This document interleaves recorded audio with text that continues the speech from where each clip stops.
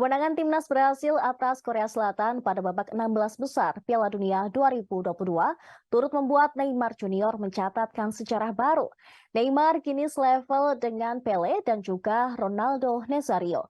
Dia menyumbangkan 1 gol saat laga Brasil versus Korea Selatan berakhir dengan skor 4-1 di Stadium 974 Qatar Selasa dini hari. Brasil kembali diperkuat Neymar pada laga ini. Neymar sebelumnya absen dalam 2 pertandingan terakhir fase grup karena cedera ankle. Dia berperan sebagai pemain nomor 10, berada di antara Raphinha dan juga Vinicius Junior untuk mendukung Richarlison sebagai penyerang tunggal. Pada menit ke-13, Neymar mencetak gol ke gawang Korea Selatan.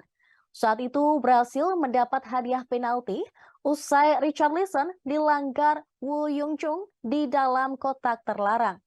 Neymar sukses menuntaskan sepakan 12 pas itu menjadi gol setelah sepakan kaki kanannya melaju mulus ke pojok kanan bawah. Ini menjadi gol Neymar yang ke-76 untuk timnas Brasil di pentas internasional.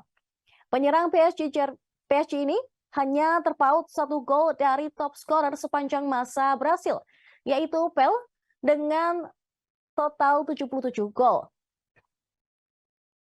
Torehan tersebut juga membuat Neymar menjadi pemain Brasil ketiga yang mencetak gol pada 3 edisi Piala Dunia setelah Pele dan juga Ronaldo Nazario. Sebelumnya, Neymar telah mencetak gol untuk Brasil pada Piala Dunia 2014 dan juga 2018. Barangkali yang menjadi pembeda antara Neymar dan Pele serta Ronaldo adalah dia belum memenangkan gelar Piala Dunia bersama timnas Brasil. Patut ditunggu performa Neymar pada babak perempat final nanti.